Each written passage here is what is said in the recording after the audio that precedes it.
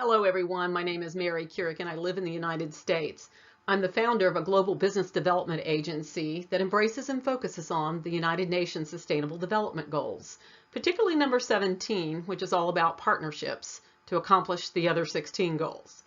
It is my pleasure to offer my story to women across the world, and I'd like to do this by sharing it kind of like a book of tiny chapters. So chapter 1 is the thank you that became the spool. At 18 years old, I served as a page in the North Carolina legislature. I fetched coffee and ran messages for our state's lawmakers, and when the week-long program was over, I did what my mother taught me to do, show gratitude. I took a thank you note and a token gift to the office of the lieutenant governor who presided over the Senate.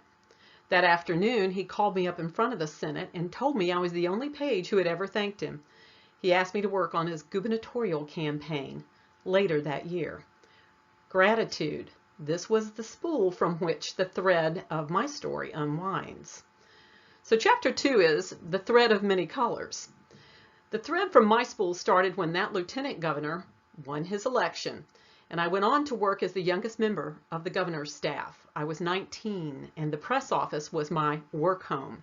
Speeches, news releases, statements, press conferences, and proclamations were the tools of our department. More political campaigns followed, and then something happened that removed the geographical four walls of the sphere of my existence. What happened was family.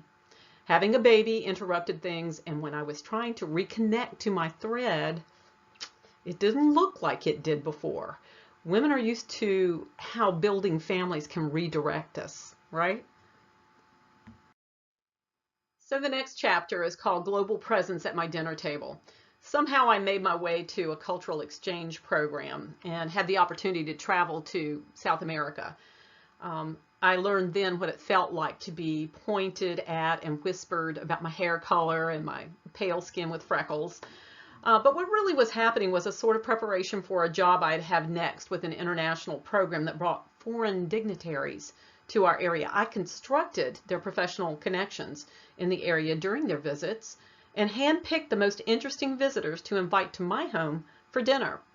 And what I discovered was not just that relationships develop really nicely when you share a meal, but that developing relationships with people from other places reveals something about ourselves, good or bad, and helps us to become better people regardless. It was global relationship building with doctors from China, a finance editor from India, women legislators from Johannesburg, and a tribal chief from Botswana. Well, it started right there for me. A 29-year-old woman from a small town who grew up so shy that she wouldn't raise her hand, in class. And here I was entertaining dignitaries at dinner with some of them not even being able to speak English. Well, sharing my home, my dinner table, opened my heart to real connection with people from different areas of the world. People who were different from me.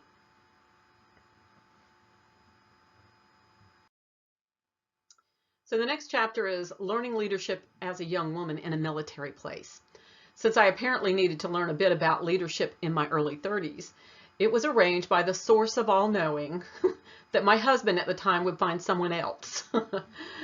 And we would divorce, and I would move back home to my small hometown and take the job as executive director of my hometown Chamber of Commerce.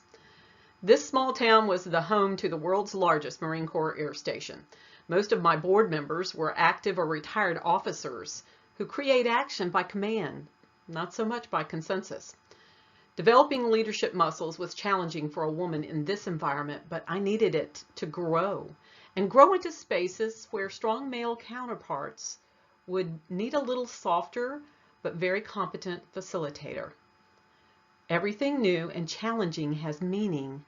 I look at it as preparation. Next chapter, the great escape to self and finding my tribe. After getting comfortable with being the woman in charge among a lot of male colleagues entrenched in business, commerce, and community development, I was ready to write a book, jump into entrepreneurship, and do my own thing. Multitudes of starts without finishes followed. And then I fell into social entrepreneurship and knew it was a fit. From there, I ended up unwinding my thread a little bit, just to find out what I was really good at, what I had learned, and what I should be doing. You know, what I learned: media, yes, check mark. Building global relationships, got that. And a lot of connection. Understanding that connecting people is kind of like connecting dots. You've just got to know a little bit of information to get the two to work out. Leadership, of course, in difficult places. You know, I did all of this as a woman in places where in my area of the world was not really common. I set out to become the facilitator that I felt pulled to become, connecting the world's problem solvers to people who need them. But when I drilled down, my deepest purpose was to build little bridges of peace. So this next chapter has a little bit of a twist. The facilitator becomes facilitated. God has a great sense of humor and loves it when you think you've got everything all figured out. So this shy girl from a small town was proud, really proud of herself when she could get up in front of a crowd of even 5, right? And had finally written a business networking book and had garnered the endorsement of the American Business Women's Association, had hit the speaking circuit, hosted her own local television show, acted on stage, launched an impact-focused media platform, and even facilitated business introductions between diplomats and innovators around the globe. By the way, we have views from 160 countries during the course of a year for that media platform, and about 80 during the course of a month. And I've developed relationships now with people from about 67 different countries. So, wow, I'm impressed with myself. But what now, right? Never ask that, by the way. Enter God, whose timing on redirection is ridiculously on target. Off and on through the years, I've kind of known he was pulling the thread.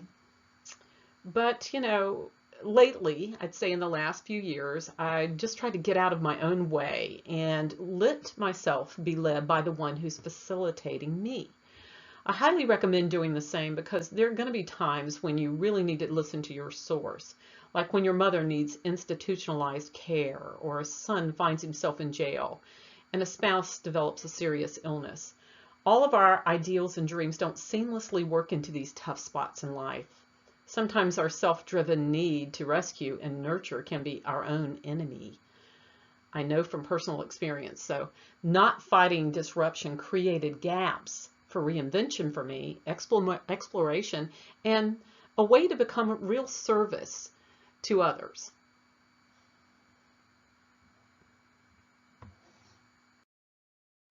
So in closing, here's my commentary on equality, since we're talking about women and women's ascension, and how this relates to my own thread. I can give you stats from the United States on equality for women, but honestly, we all know that the stats are just a benchmark that shows the goal is unmet. The bottom line is, while we're all getting better with the equality issue, we're still crawling. And it's not just about leadership roles and fair salaries in the corporate or governance world. You know, it's about, fair and equal treatment. In my thread, you'll find a married board member who sexually harassed me, a male boss whose excuse on why I didn't get a raise and everyone else in the office did was that I didn't ask for it. Another male boss who was such a womanizer, I had to caution female visitors to not sit next to him before they entered his office. One more male boss who played mind games with his staff to the point of bringing them to tears and walking out. I was one of them. 4 more followed right behind me that same day. Women are still dealing with these crazy situations, so no wonder so many of us want to be self-employed or entrepreneurs. But my message to you is, I personally tend to think, and this is my own personal opinion, that males have so much of their lives already planned out. In my case, because I had 2 younger brothers, my father thought, they'd end up needing to go to college to learn how to make a living and, take care of families. I wasn't offered a college education. I was offered, a diploma-based, secretarial class, but I wasn't offered a 4-year college education. Because of that, I had to rely on learning by doing, by grabbing hold of the talents that I knew that I had, and trying to follow that thread that was becoming my story. So my words of wisdom are this: pay attention to your own thread. It's a huge part of your story. Bust out of your comfort box and surround yourself with good people, because they'll bring you more. and allow yourself the gift of divine guidance for all things, because especially as we move forward as women and knocking down all these barriers and breaking these glass ceilings and things that we're doing, you need to learn to feel that you are supported, and that the ultimate support comes from maybe a spiritual source and not, an outward source of another human being. So this morning on my beach walk, I was reminded about a quote by a well-known American poet and philosopher, Henry David Thoreau. It seems appropriate to leave you with this here. If one advances confidently in the direction of his dreams and endeavors to live the life which he has imagined, he will meet with success unexpected in common hours. Well, I think that kind of says it all. Follow your heart, follow your soul, love everyone. This is, the sisterhood of women around the world, and good wishes and blessings to all women front runners. God bless you. Thank you. Bye-bye.